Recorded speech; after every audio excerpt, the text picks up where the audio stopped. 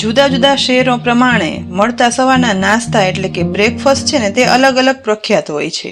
રાજકોટ અમદાવાદમાં સવારે ફાફડા જલેબી ખવાય તો વડોદરામાં ગરમા ગરમ સેવ ઉસળ, વળી સુરતમાં તો લોચો અને સેવ ખમણી ખવાય. તે જ રીતે જેતપુરના પ્રખ્યાત છે એકદમ અલગ રીતે બનાવાતા અને યુનિક રીતથી ખવાતા શાકપુરી. તો ચાલો આજે મારી કઝિન સિસ્ટર જેને બાળપણથી ખાધેલા માત્ર એક જ બાઈટમાં ખવાઈ જાય ને તેવા જેતપુરના પ્રખ્યાત શાકપુરી પીરસવાની અને ખાવાની એક અલગ રીતથી બનાવીએ.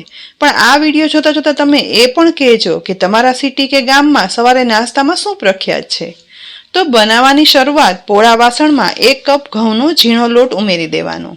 તેમાં 1 ટેબલસ્પૂન રવો ઉમેરશું અને અડધી ટીસ્પૂન મીઠું ઉમેરી સાથે 1/4 ટીસ્પૂન હિંગ અને 1 ટીસ્પૂન તેલ ઉમેરશું. હાથ વડે જ બધું મિક્સ કરી લેવાનું છે જેથી બધા મસાલા, તેલ, રવો લોટમાં ભળી જાય.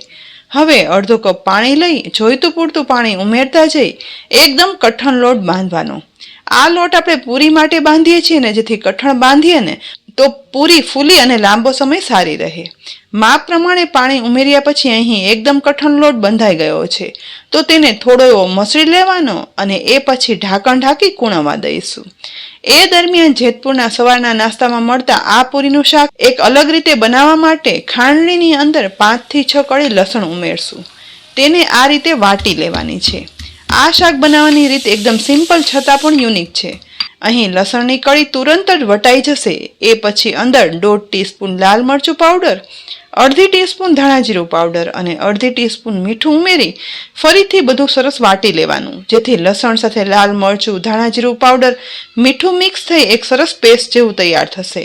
બસ વટાયા પછી લસણની લાલ ચટણી તૈયાર થઈ ગઈ છે. તો તેમાંથી 1 ટેબલસ્પૂન લસણની લાલ ચટણી અલગ લઈ અને એક બાઉલમાં ઉમેરી દઈશું. હવે તેમાં 1/4 કપ જેટલું પાણી ઉમેરી ચટણી પાણીમાં મિક્સ કરી આ રીતે લિક્વિડ પેસ્ટ બનાવી અને તૈયાર કરવાની છે.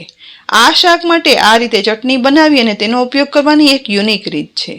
ચટણીનું લિક્વિડ પલ્પ થઈ જાય ને એટલે તેને સાઈડમાં રાખશું અને અહીં મેં 2 મીડિયમથી મોટી સાઈઝના બટેટા છે ને તેને બાફી અને છાલ ઉખાડી રાખ્યા છે અને બાફવા સમયે તેમાં મીઠું પણ ઉમેર્યું હતું. હવે આ બટેટાને લઈ ચપ્પુ વડે પહેલા લાંબી ચિપ્સમાં કાપી લેવાના અને એ પછી મીડિયમથી નાના ટુકડા થાય ને એ માટે ચપ્પુ વડે કટ લગાવી લઈશું. અહીં જુઓ બટેટાના આવા મીડિયમ ટુકડા થઈ ગયા છે.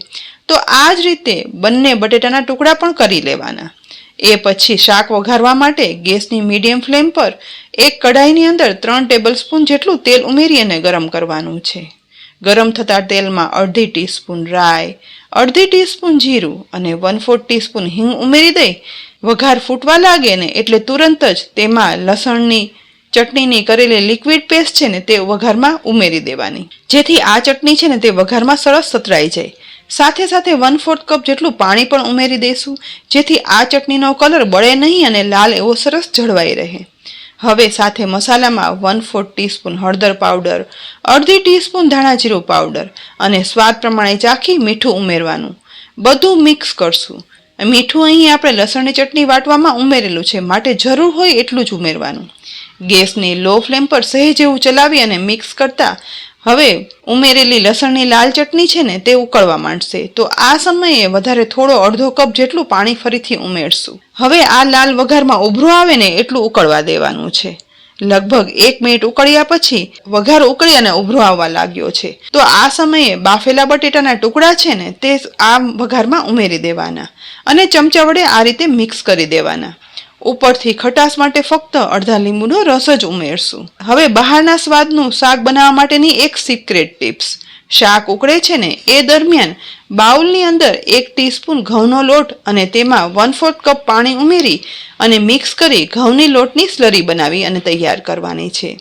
રેલવે સ્ટેશન, બસ સ્ટેશન કે પછી બહાર મળતા પૂરી શાકમાં શાકનો એક યુનિક ટેસ્ટ હોય છે. સાથે ઘટ રસો અને તેલવાળું પણ હોય છે. તો બહારના શાકનો સ્વાદ ઘરમાં લાવવા માટે બનાવેલી ઘઉંની સ્લરી છે ને તે ઉકળતા આ શાકમાં ઉપરથી આ રીતે ઉમેરી દઈશું જેને કારણે રસો જોઈએ ને એટલો ઘાટો પણ થશે છતાં પણ ઉમેરેલું તેલ છે ને તે શાકમાં ઉપર દેખાશે અને શાકનો સ્વાદ એકદમ બહાર જેવો જ ઘરમાં આવશે. બસ ગેસની હાઈ ફ્લેમ પર સહેજ જેવું ઉકાળ્યા પછી સ્લરી મિક્સ થઈ જાય ને એટલે એકદમ બહારના સ્વાદનું પૂરી સાથે ખવાય તેવું બટેટાનું શાક તૈયાર છે.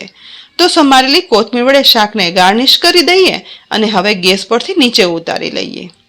શાક બનાવ્યું ને એ દરમિયાન બીજી સાઈડ કઠણ સરસ લોટ છે ને તે કૂણવાઈ ગયો છે તો કથરોટમાંથી કાઢી પાટલી ઉપર લઈ લેવાનું. જેતપુરના પ્રખ્યાત શાકપુરીમાં પૂરી બનાવવાની પણ એક યુનિક અલગ રીત છે. લોટનો આ રીતે રોલ બનાવી લીધા પછી હવે ચપ્પુ વડે કટ પાડી 3 મોટા ભાગ પાડી લેવાના. ત્યાર પછી એક મોટો લુઓ લઈ ગોળ વાળી લઈ અને ત્યાર પછી પાટલી ઉપર રાખી દેવાનો અને વણવાની શરૂઆત કરવાની. લોટ કઠણ છે ને એટલે વણવામાં થોડી વાર લાગશે, પરંતુ વણવામાં કોરો લોટ લેવાની કોઈ જરૂર નહીં પડે. ધીમે ધીમે કરતા પાટલીની સાઈઝની એક મોટી રોટલી તો વણાઈ ગઈ છે, પરંતુ આપણે તો પૂરી બનાવી છે તો તેના માટે હું એક રાઉન્ડ મોલ્ડ આ રીતે લઈશ અને મોલ્ડ વડે જ ગોળ ગોળ પૂરી પાડશું. અહીં આવી નાની પૂરી બનાવવા માટે નાની વાટકી અથવા તો ડબ્બીનું ઢાંકણ પણ ઉપયોગમાં લઈ શકાય. જેતપુરના પૂરી શાક જેને ખાધા હશે ને તેને ખ્યાલ હશે કે ફક્ત એક જ બાઈટમાં ખવાઈ જાય ને તેવડી પૂરી સાથે આ શાક પીરસાય છે. આજે આપણે એવી જ પૂરી બનાવીએ છીએ, માટે મેં મોલ્ડનો ઉપયોગ કર્યો છે. મોલ્ડ વડે આ રીતે મોટી રોટલીમાંથી બધી એકસરખી નાની પૂરી બની અને તૈયાર થઈ ગઈ છે. તો બધી પૂરી અલગ કરવા માટે આસપાસનો લોટ છે ને તે અલગ કાઢી લેવાનો.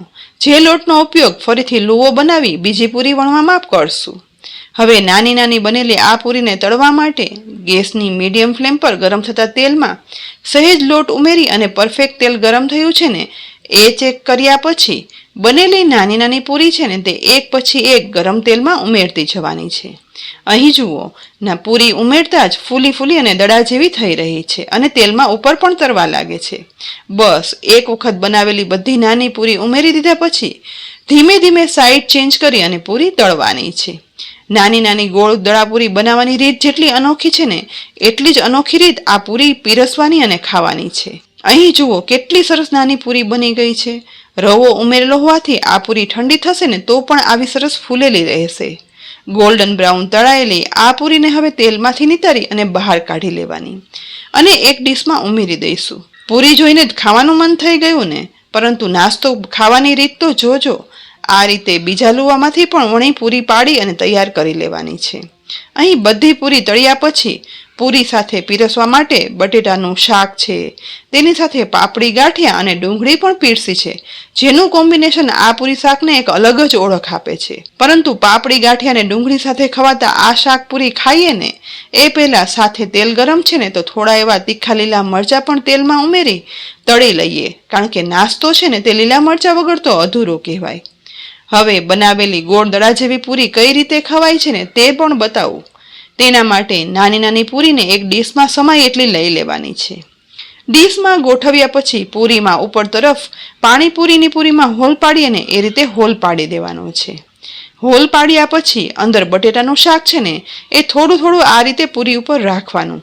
નવાઈ લાગીને કે આ તો પાણીપુરી છે કે શું? હજી આગળ તો જુઓ, ખાવાની એક અનોખી જ રીત છે.